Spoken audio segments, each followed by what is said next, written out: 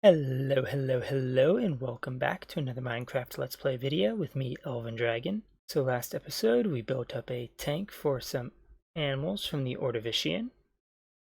And now, we are moving right on along to the next time period, the Silurian.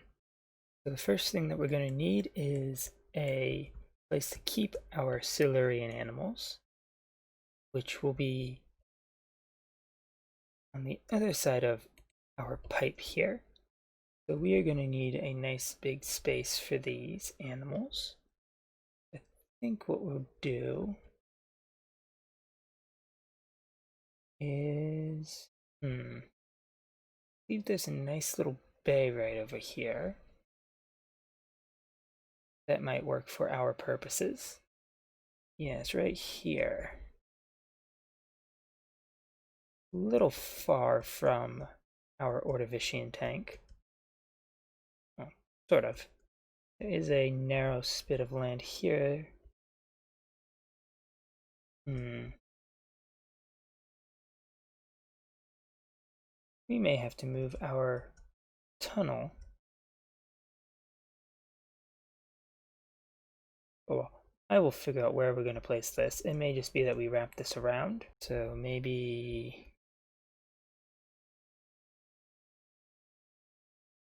have this stop right before this ravine.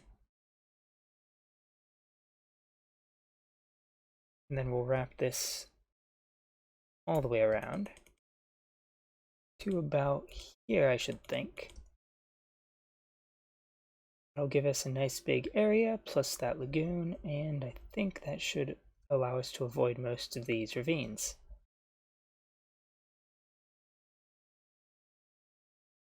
I'm going to go get this wall in, and then I shall be right back. Alright, so we've hit a bit of a snag here. For some strange reason, our villagers don't seem to want to restock their trades. I've checked just about all of these guys, and none of them have restocked their glass trade, even though I've been standing here for quite a while.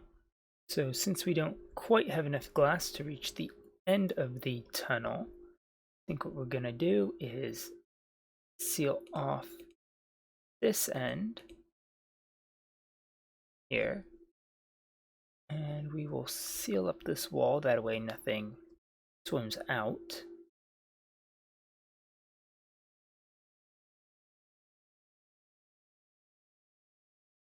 Like so.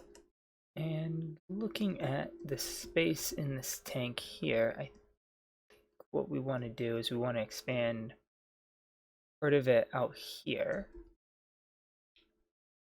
I think maybe about here would be good.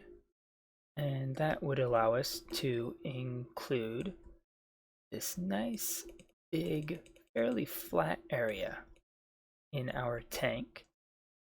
I think we'll go about out to where these kelp start growing here. Is that there? That'll give us a nice big area for our animals to swim in.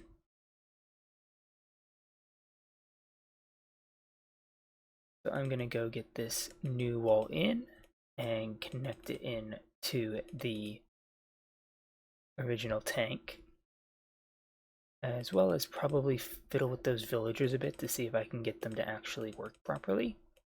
They worked just fine until 1.16.100 came out. So I may have to just go and reset their workstations, which shouldn't be horrible.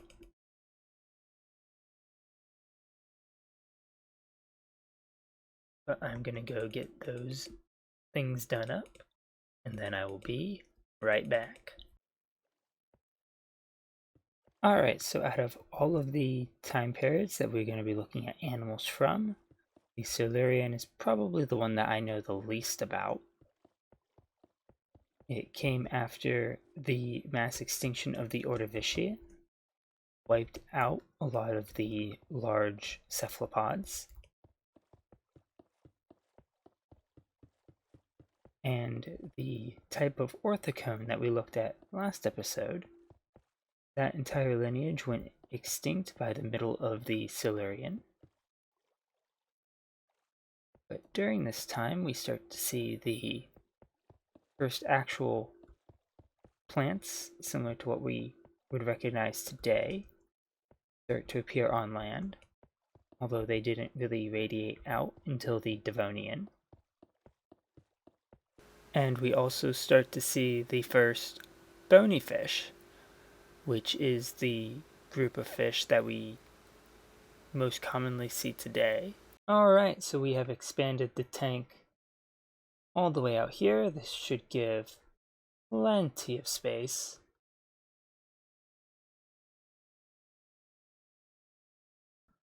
I have no clue why the conduit activated right there. Anyway, this should give us plenty of space for our animals. Well, I would explain it. Anyway, this should give us plenty of space for our animals.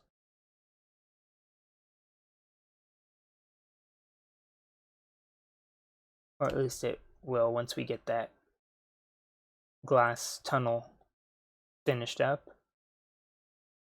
Our librarians still have not yet restocked. You know what? Puck? Ah, there we go. Puck.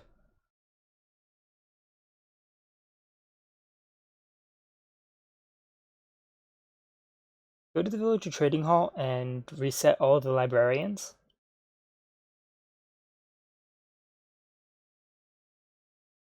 Yes, all of them. We need glass. There should be emeralds in the box. Go. And there he goes. Alright, so Puck goes to take care of that. I suppose that we can work on something that is inside of our tunnel that leads to the lab.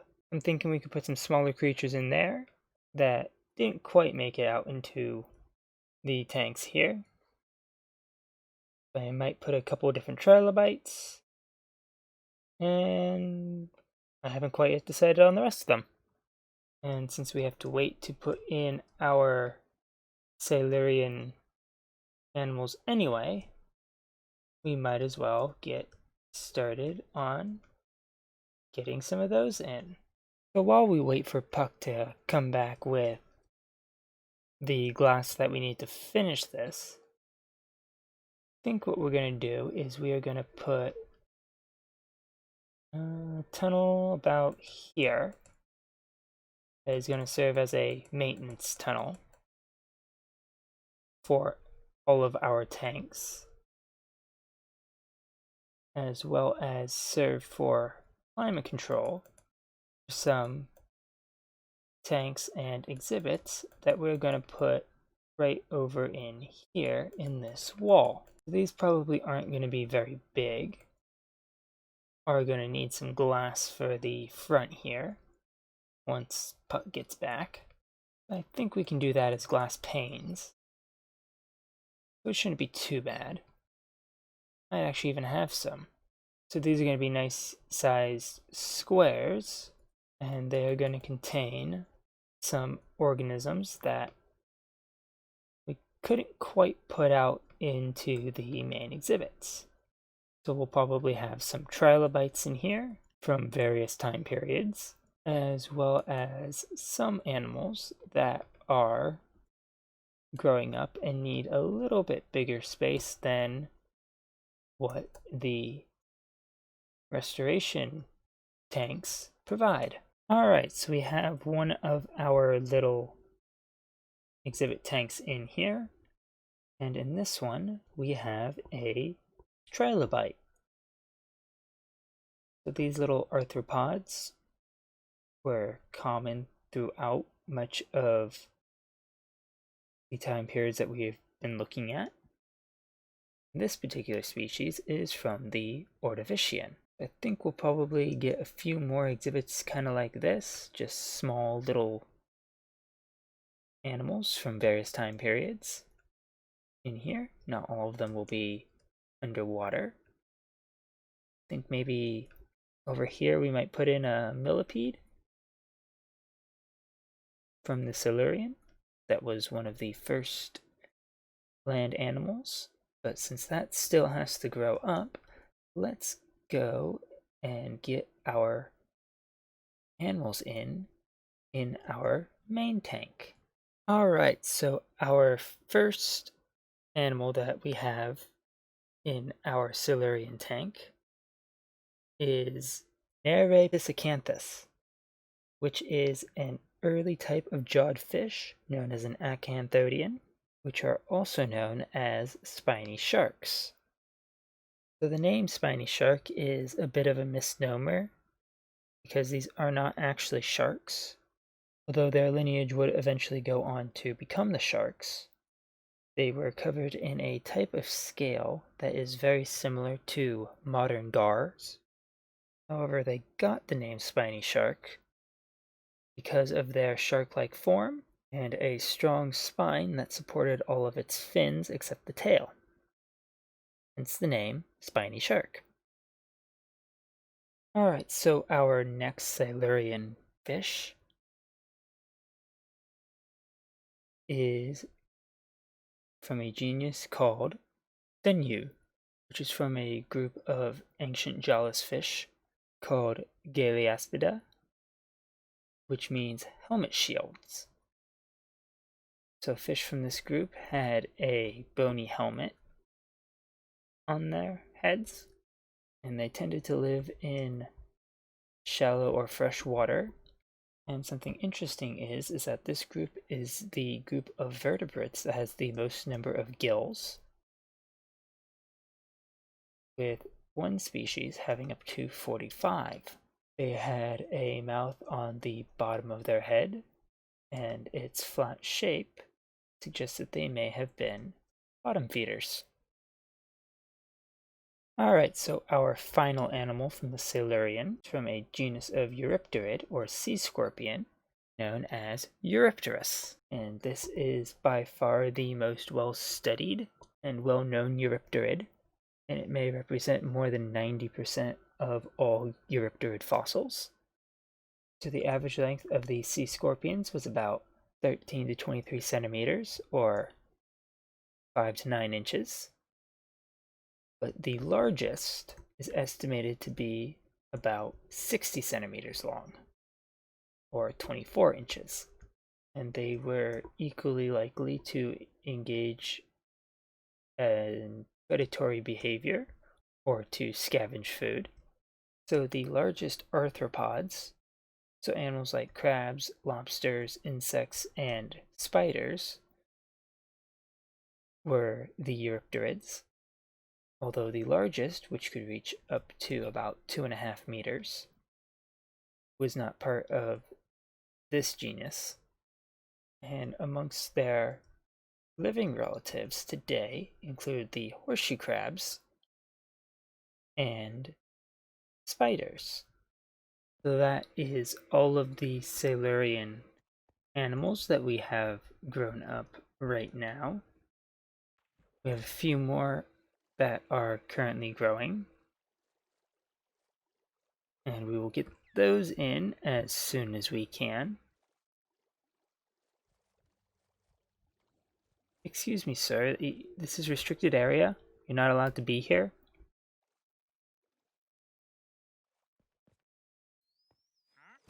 Please vacate the premises and take your llamas. Anyway, as I was saying, we have a few more of these organisms to get in once they have finished growing up. But we will get them in off camera, because that is just about all the time we have for today. So if you enjoyed the video, please leave a like and consider subscribing, and I will catch you all in the next one. Goodbye!